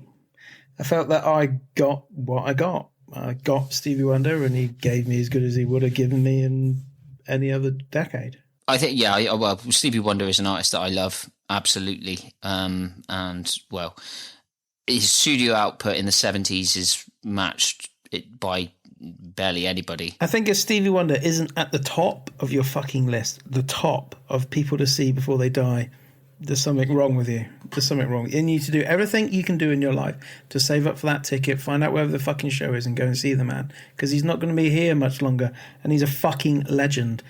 A fucking legend. You need to go and see him before he shuffles off this mortal coil and you don't get the chance to see one of the greatest humans perform music, which is just unbelievable. He is one of the true treasures that we have left in the music world. I just think that my I love Stevie Wonder unconditionally. His music in the 70s is so good, but he did fall off so much in the 80s, 90s and beyond that I don't know. I've only seen YouTube clips and heard it. I haven't experienced it in the flesh. Dan, I can tell you, I've seen multiple bands in the past and I've left disappointed. I got nothing from Stevie. Steve was fucking incredible. Whereas the albums and the music that he created in that period wasn't so great, the performance is as good as it would have ever been, I think. I don't think live he loses anything. An amazing artist, a once-in-a-lifetime performer, and just, like you said earlier, he is a genius, and I think that would need to be recognised, so I'd definitely go and see Stevie Wonder. That's the pop stage covered. Those are all our picks. However, I'm playing my wild card. Oh my God. I am playing my wild card, which gives me another pick in this category. And the pick that I'm going for is very much in the same vein as Chic, but I couldn't leave them out. And it's a band, and because it's a wild card, I can pick whatever I want. And I'm going specifically around 1982 to kind of 1984. 1985, Morris Day and The Time. Yeah, that'd be good to see live. That'd be really good. Because they are just the most fun band ever. Morris Day is still absolutely killing it. I think he's got a Christmas single coming out soon, so I'll be listening to that soon. But Morris Day is one of the coolest people that's ever lived. And they competed on the Triple Threat Tour with Prince in his heyday. And he was scared of The Time. They're the only live band that Prince has ever been scared of, because they would support him every night. They would up their game, and he would then have to up his game, and they would often get into food fights backstage. The original 7 members of The Time, who did record an album together in 2011, that would be one of the greatest band lineups to ever go and see, because they were so much fun. Even Jerome Benton, who didn't really contribute a lot musically to the group, he's a vital part of that performance, holding up a mirror. He holds the mirror for Morris. Exactly, it's necessary as part of that act. Morris Day, as I say, is the coolest person ever. Indeed. And you just can't beat The Time. They're gonna bring the party. Everyone's gonna have a good time. They're gonna churn out all the hits that are not as known as they should be. Things like Jungle Love should be a standard, but it's only known by connoisseurs as a funk classic, and that should be changed immediately. And I think that the original 7 members of The Time, including Jamin Lewis, including Jesse Johnson, Jelly Bean Johnson, and Monty Moyer, that would be the coolest band to go and see, the most fun, and that's why I have picked Morris Day and The Time as my wild card. Feels a good If I pick. watched Stevie back to back with The Time, I think I would just be happy to die that evening. Yeah, that would be incredible. Stevie Wonder, and then he brings out Morris Day. It's time for Jungle Love. I certainly wouldn't be sober. By this point, I don't think any of us would be.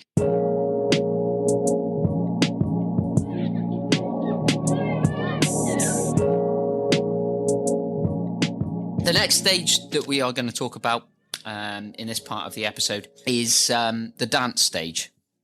So we've gone electronica acts, big beat acts, that kind of thing. And we thought it'd be important. This may be a tent as opposed to a stage. I think that might be more appropriate given the kind of acts that we've got on. What are we calling the dance tent?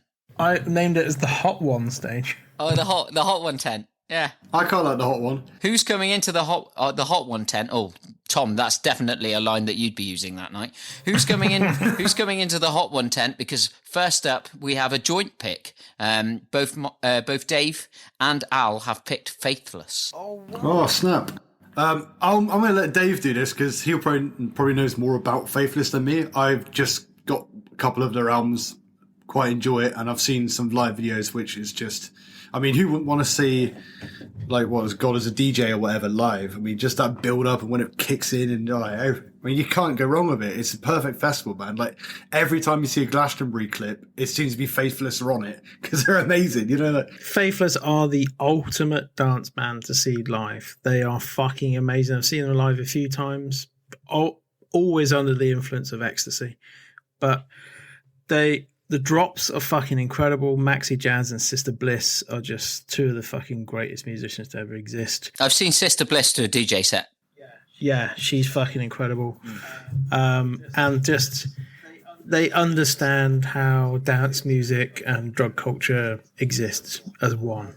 And I don't mean to talk candidly about drugs, but the two things go together in that genre. So yeah, they're just ultimate building tunes, and as soon as the crescendo comes, then they have just an ultimate kind of fluttery sort of top, and then it comes back down again. But yeah, they're fucking incredible. I saw them live at Chester Horse Racing Festival, and they played live amongst the fucking like horse jumps one year, and everyone was like raving, peeled off their tits in suits. It was just bizarre, but it was fucking incredible.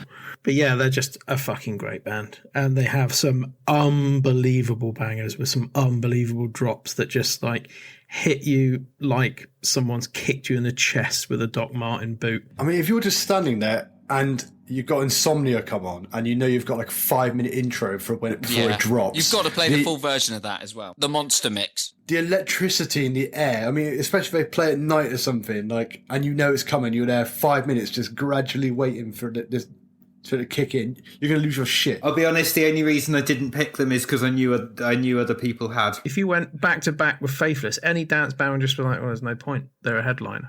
No one's going to say, oh, I can take them on.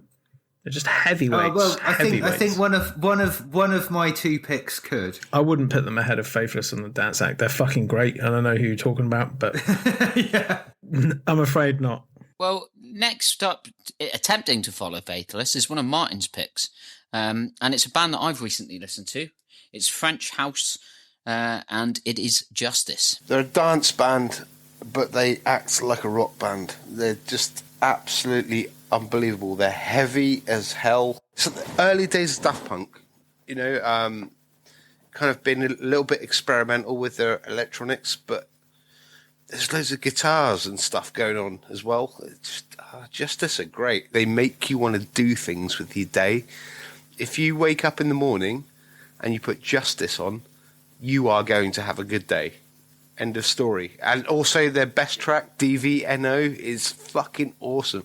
It's a song about going to a nightclub, and it's like the video is great. It's got all like the logos and stuff, but it's just fucking it's just joyous, wondrous, beautiful music. They're only the band that Daft Punk could have been.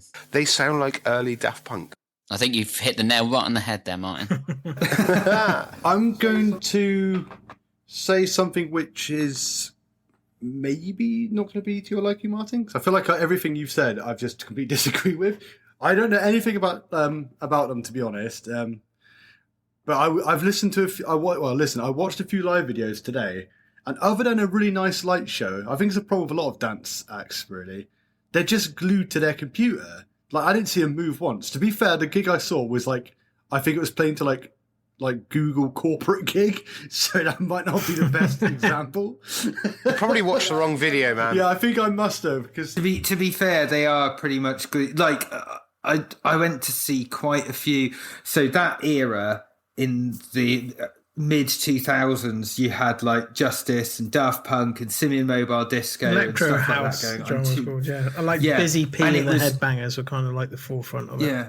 And Ed And Banger. it was great, but it was mostly guys stood behind computers. But then Kraftwerk were guys stood behind computers, and, you know, they're famous for being good live. if you're going to be stuck behind a computer or something, I think you should do what the Rammstein keyboardist does, and he's on a treadmill for the entire gig for no apparent reason other than to be doing something. If you ever seen any Rammstein live videos, he's just on a treadmill the entire time playing keyboard. When you're listening to dance music in a live setting, it's not about necessarily the intricacies of the performance from the artist. I think it's a combination of the sounds that you're hearing and putting you in really good spirits, and just the lighting effects. That's why so many of them are great light shows.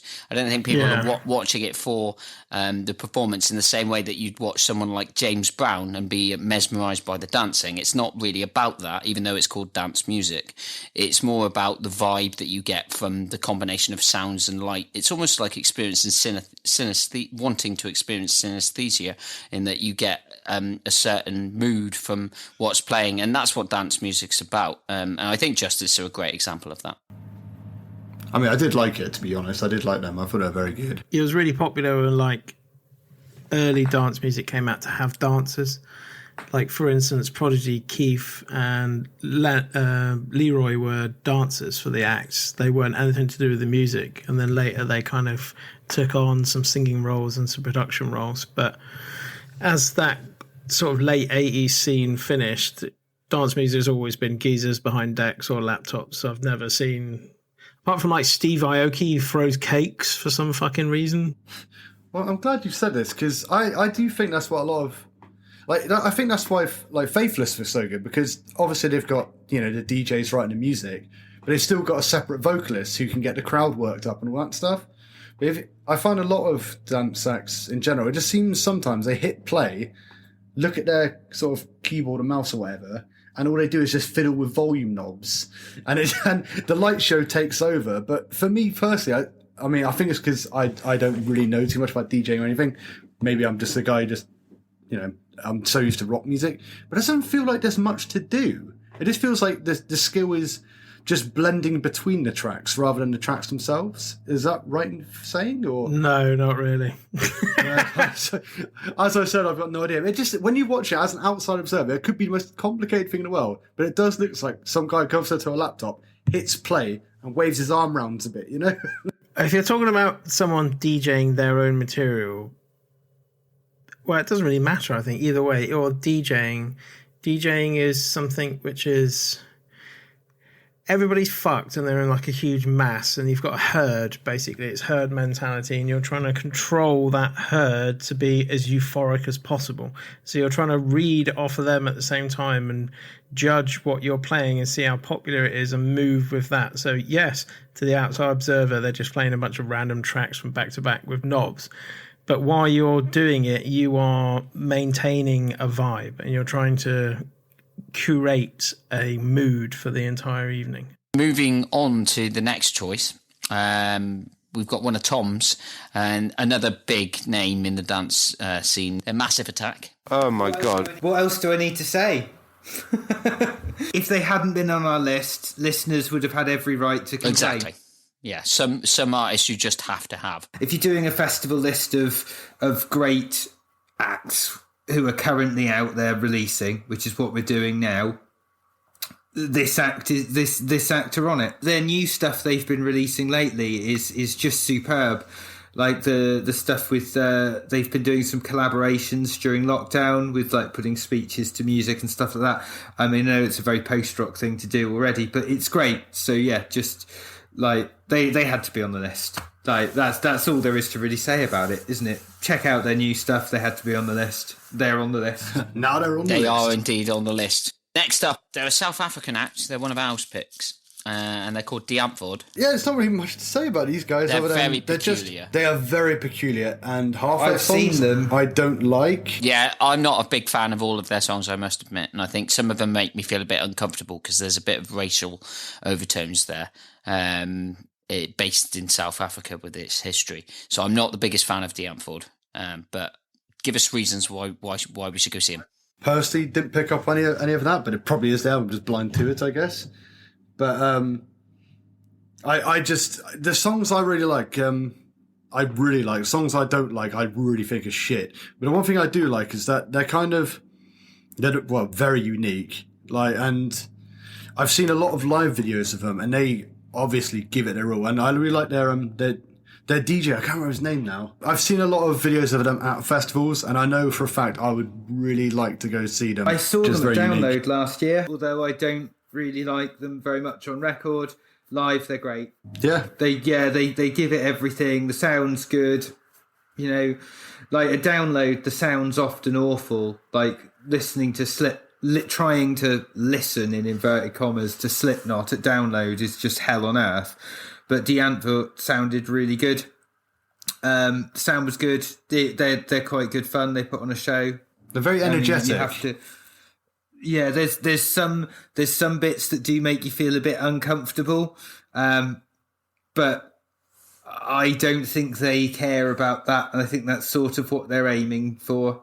I think they know that that's what they're doing. Yeah, the only thing I find a little bit odd about them is another one of these acts where, for some reason, they've been sort of like wholeheartedly embraced into the rock community, and I don't understand why. There's a few bands that end up like this. There's like Pendulum were one of them. Yeah, that was who I was trying to get. And Carpenter Brew. Yeah, you get these odd acts that are like drum and bass or rap or dubstep or whatever that are just bizarrely sort of wrapped into that culture, and I just don't understand it. I don't dislike them. I don't like them. I quite like their rap style, and they've got some interesting stories that I've listened to online. But yeah, it's just another one of these odd acts that are accepted into that community, and I can't really figure out why. I'd like to crack the code of why certain acts transfer over to other genres and they don't, and they just kind of mysterious me in that way. I just think they're just so weird. They stay maybe kind of that's this alternate crowd that's because it. just they're so strange. I'd be rubbernecking at their set. Like I'd be curious to walk past and just maybe it would bend my ear a little bit and see what weirdness is going on stage. They're definitely a peculiar, unique selling act, but I don't necessarily like them. I wouldn't listen to them of my own choosing. If they were up against one of the other bands on the other stages that we've already gone through, I wouldn't be going to see Die Antwoord. But yeah, that's my pick. I thought they were pretty great. With bands that are peculiar in nature, the next one has a peculiar name. It's one of Martyn's picks, and they are called Check, Check, Check. I'm not sure I would categorise them as dance. It's more kind of indie. There's more funk and rock elements in there as well. But Martyn, you're the expert. Tell me why. They started out... I'll tell you about their name. They started out like as a punk band, and they realised that the punk aesthetic wasn't their thing. So they started incorporating dance into their fucking sound. They did the LCD sound system thing, where they just incorporated elements of synth pop, that whole thing, in with their punk thing. Over time, they've become more and more like kind of housey. They're a jam band. They don't write songs. They literally don't write songs. They're also the only, kind of post-punk synthy pop bands that have lasted all this time, where LCD split up, and so the Rapture and all those bands, they all split up. But this band, they stayed together and they kept it together, and they're so fucking cool. LCD Sound System always sort of dragged me as more of a dance act. This band always sort of reminded me a bit more of sort of Talking Heads style. Yeah. And do you know what? The Talking Heads reference is a great one, because they don't follow any rules. They just go, let's do this song, but let's make it a really cool groove. And as long as the groove is right, it doesn't matter what else happens. It doesn't need a structure or anything. Every album that they've made has been, incrementally brilliant, because they're just learning. Thriller is a good album. Thriller is their best album. I think that's their best album. In a reference to last week's podcast, it's very good, but I'm not sure I would classify them as a dance act. I don't know how well they'd go down following someone like Faithless, for instance. I would definitely go and see them because they're great. That's a good point. And I would say, the reason why they're a dance act is because what they do is dance music. It's literally dance music. They hold a groove and a drum beat down that you can dance to for hours. There's no songs. There's very little emotion to what they sing about and stuff. One of the main kind of topics of his lyrics are about partying. That's what he sings about. It's about going to a party. They just want to make you get down and get groovy. They did a great cover of Prince's Extra Drink. Lovable, the unreleased version that has not ever actually officially surfaced. Yeah, take that drink. I don't think people were getting drunk enough on this episode, so I thought I'd make that reference there. But yeah, Chick Chick Chick are very, very good. It's very up tempo and it is danceable, so I can see the appeal in that. I just don't necessarily see them following the vibe of this stage that we have. I'd definitely go and see them though. It's a lot of like crazy guitar stuff that goes on with them, but like, you know, they're a dance band. I also want to kind of apply the same logic to the next pick as well, because the next pick is World's End Girlfriend, which is one of Tom's picks. He's an electronic artist. It is electronica, but it's very post-rock. It's still electronic. You had to sneak one in, didn't you, Tom? I'm somebody who's known for dancing. So it's been known that at social events, I will get up and shake my groove thing. This didn't make me want to do that. It was interesting. I really liked it, but it was a bit more introspective than perhaps some of the artists here. But Tom, please explain to us why we should listen to World's End Girlfriend. I was introduced to World's End Girlfriend because he did a split. He did a collaboration with a Japanese band called Mono. And when I went to see Mono in Exeter Cavern in about 2006, he supported, and it was the most crazy electronica I've ever heard. He's clearly got a grounding in classical music as well, so it's very sort of glitchy. And some interesting tempos and really interesting sounds, but live it fills the room and creates a really nice sort of euphoric atmosphere. So it's not necessarily dancing music, but it's definitely got that euphoria that I know that sort of we were talking about with Dave Yeah, earlier. I think it does create a good vibe. I listened to a track called Les Enfants du Paradis, and that was good. It was up tempo, and it certainly gets you in a good vibe. I didn't want to dance to it, but it was good. His work is definitely worth checking out. It's really, really interesting. There's a track called All Imperfect Love Song and Caroling Hellwalker, and the album that they're from is a really, really good album. And my favourite track of his is probably one called Birthday Resistance, which really reminds... It's imagine if Lemon Jelly was Japanese, and that's what Birthday Resistance is.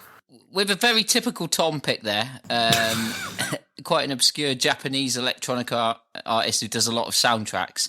So I think we'll move on to the next pick, which people will have definitely heard of, because this is a joint pick from myself and Dave. The Chemical Brothers, anybody? Oh, nice choice. I don't know much about them. I don't like the songs I've heard. I'm sorry. I was never a big Chemical Brothers person. Let Forever Be, Setting Sun, Block Rockin' Beats. They've just done tune after tune, as far as I'm concerned. The greatest example of this, and I haven't felt this way in a long time. When I used to go to festivals when I was younger, I used to go to the festivals and then I'd almost be in tears at the end of the festival and just be like, why can't life just be like this all the time? People are fucking nice to each other. They're all half cut.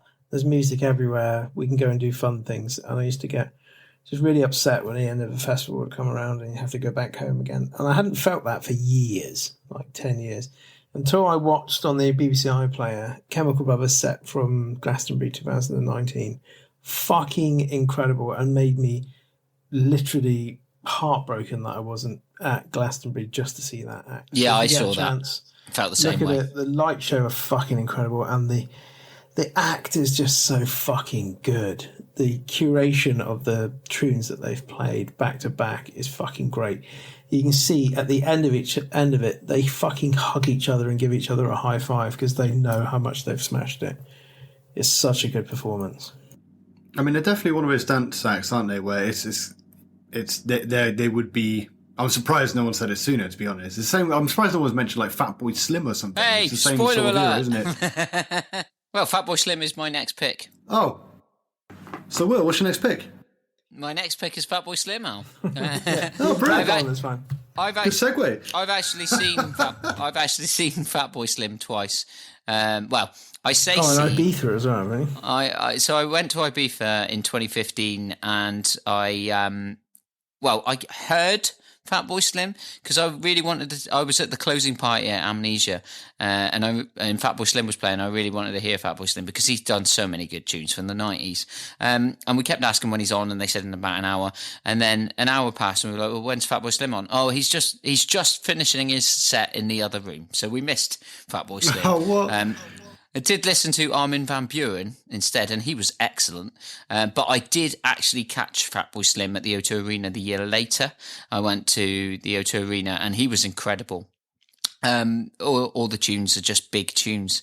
I mean, Right Here, Right Now, Praise You. There's just so many. I'd love to see Bootsy Collins come out and do Weapon of Choice with Fatboy Slim live. That would be my dream. But I think just even by himself, Fatboy Slim's done some great work in the late 90s in the big beat genre. So I think he's just as important as Chemical Brothers. That gig on Brighton Beach, that's amazing. Yeah. And that's the one that I wanted to kind of capture here, and that's the reason We've why got he's on my a list. slight link to Aldo as well with our special that we recorded a few minutes ago. Used to crate dig for him, and during lockdown, his daughters actually started DJing under the name Fat Girl Slim. Oh, awesome.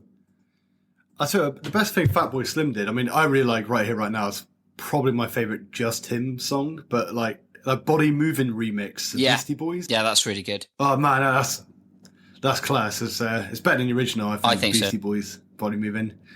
And so, yeah, he's all right by me. You're completely wrong. Oh, carry on. Speechless at my statement. We won't have any dissing of the Beastie Boys on Martyn's watch.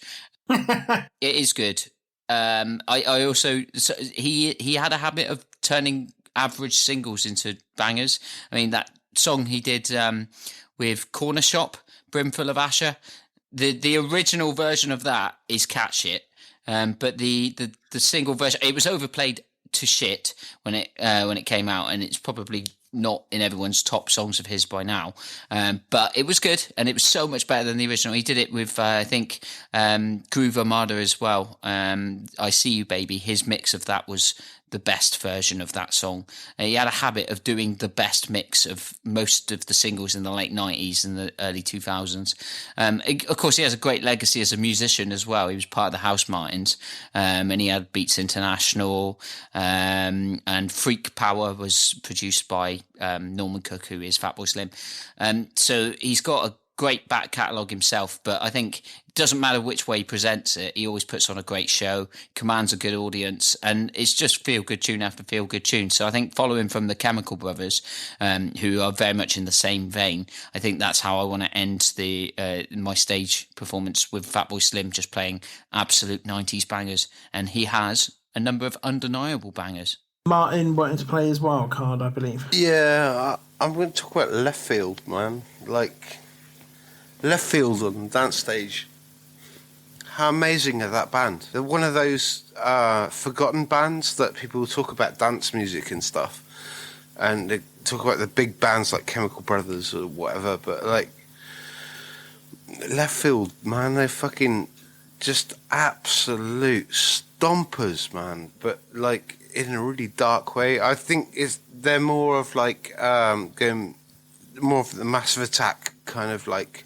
Yeah, they ended up in sort of like the dance trip hop era, were kind of like 07 and other bands that were similar to them. I liked them though; they were good. Oh yeah, Fat Planet is an all-time tune. They're one of the best bands in the world. Like, what an amazing fucking duo. Africa Shocks as well is a great song.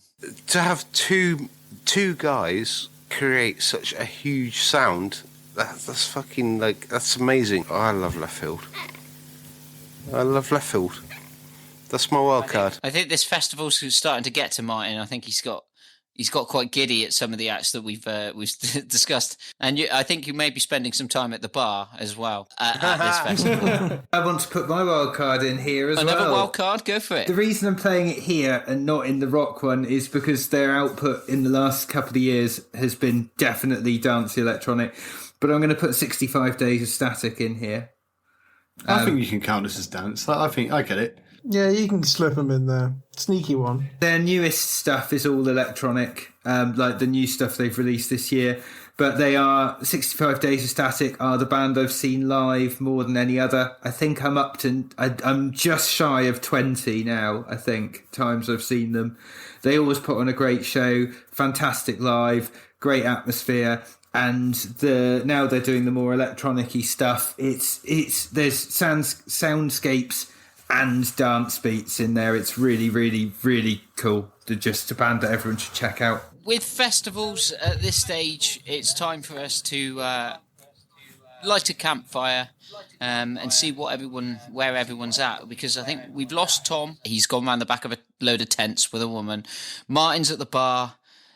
Dave's been incensed by somebody requesting a Bruno Mars song. And beside himself. I've taken 4 pingers and gone to see Faithless, so you won't see me for 12 hours. Al is somewhere in a circle pit defending the honour of Gojira as the best French band of all time, whilst I'm just in awe of Morris Day and the Time. At this point, this is a big undertaking, much like a festival, so we are going to be doing this one in parts, and this concludes part 1 of our festivals discussion, Cacfest 2020. We will be back when we will be discussing our hip-hop stage and our other stage, as well as moving on to day 2 of the festival, where we'll be covering much of the same ground, but with no holds barred in terms of who we can pick. There'll be some more wild cards as well to be played, because there are still some in play. And yeah, we'll be back with more discussion when we can record part 2. And that will be out very shortly. So we're going to keep you hanging on the telephone with a cliffhanger, which is something that we haven't done before. Dun, dun, dun. So we'll be back very shortly. But don't go anywhere. Keep listening to those old episodes. And we may also be back sooner than you think, because we do have to do a Christmas special. I just can't believe I've got to watch U2 at this festival. Oh. We'll be coming in your ears with all with our Christmas noise very soon, and part 2 of this Cacfest special. Before we finish, I was curious. Maybe we should give our fans a name. You know how Lady Gaga fans are the monsters and all that stuff. Do you reckon we need a name for our legions of fans? Maybe just the Legion? That'd be quite good. Or Cac fans, the Cac hands, or the parapets. Now the Cac hands can work. So if you are a Cac hand, use your Cac hands to hit us up on Twitter. You can follow me at Golden E Pump. I don't think any of these other reprobates are on Twitter, but they might surprise you.